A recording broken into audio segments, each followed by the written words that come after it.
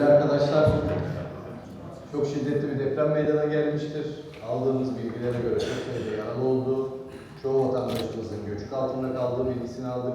HAP planımızı aktive ediyoruz. Acil durum moduna geçiyoruz. Hastanenin durumu ile ilgili bilgi akışını sağlayalım. Bütün servislerimizden gelen bilgilere göre boş yatak sayısını ve taburcu olabilecek hasta sayısını belirleyelim. Personellerimize erişim sağlayarak planlamasını yapalım. Herkes dahil tam zamanlı görevdeyiz. Bütün işleyişle ilgili durum ve faaliyet raporlarınızı istiyorum. Acil servis triyaj alanına ve tahliye alanınıza gerekli malzemeler iletilmeye devam ediyor. Göreve gelen personellerimizden çocuğunu bırakacakları yeri bulamayanlar için çocuk hastalıkları polikliniğinde yer alan çocuk oyun parkı, kreş alanı olarak aktif hale getirilmiştir.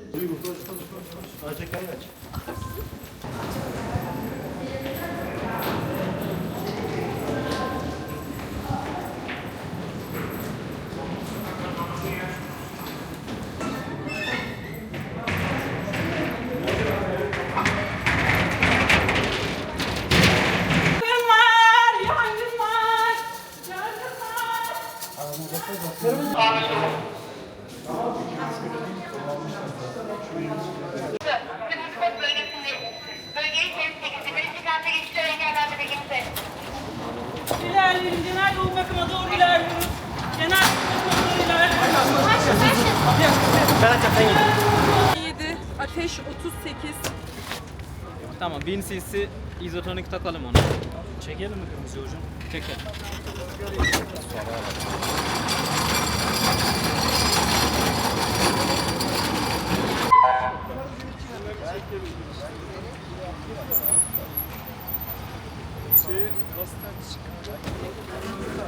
Bu crash sendromu hocam. Kol altında kalmış. Yaklaşık bir 3 saat geçmiş. Alıyorum hastayı. Hazır mıyız arkadaşlar? Kırmızı buraya da. Ne taraf alayım? Kırmızıyı alacağım. Adnan Aydın hastanın. 36 yaş erkek. Viterler stabil mi? Kırmızı bu sarı olmaz.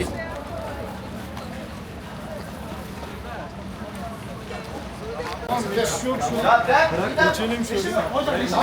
Ya bir içeride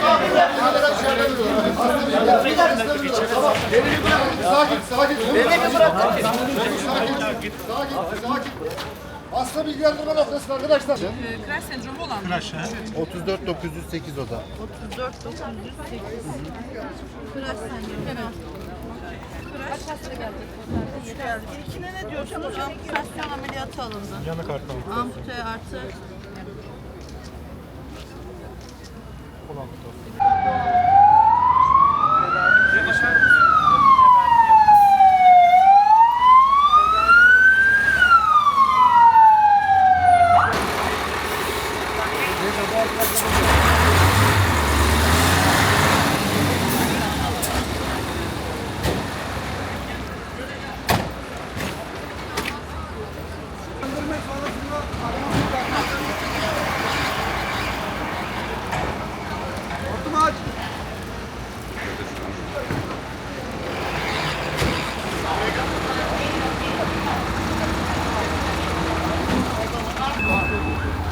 Geliyor.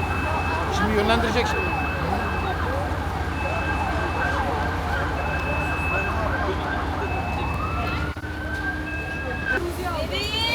Gözüm çok ağrıyor. Ne olur yardım edin. Tamam, sakin olun. Gözüm çok ağrıyor.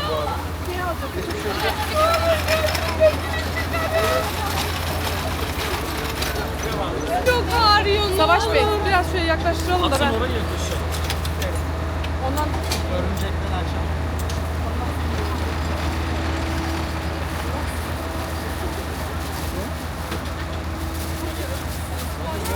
Çantayla almayacak mıyız direkt? Hastayı göre aldım.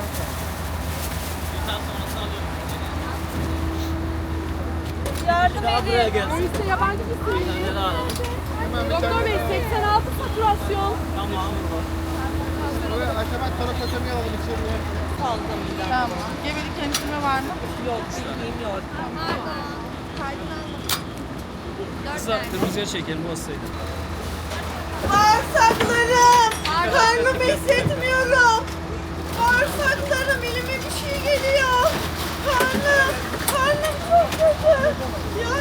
Hemen şöyle Geçmiş olsun.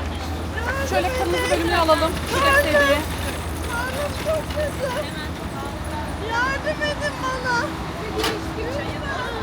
Lütfen doktor yok mu? Acilen ameliyathaneye Gözüm kararıyor sanki. Gözüm kararıyor. 7-4 tansiyon. Hemen acil ameliyata. Bale halim acilen ameliyat. Üstümde kaldı. Saatlerce çıkamadım. Acil ameliyathaneye. Çocuklarım var. Yardım edin.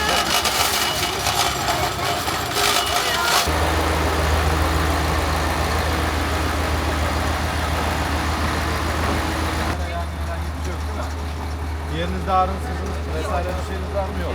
Tamam, alabiliriz hastayı.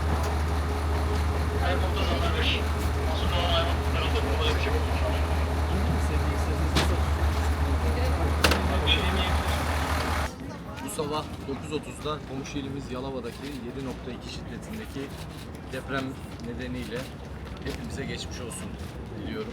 Vefat eden vatandaşlarımızın yakınlarına sabırlar, yaralılara da acil şifalar diliyoruz. Hastanemizin bu tür durumlara karşı önceden planlanmış organizasyon planları bulunmakta olup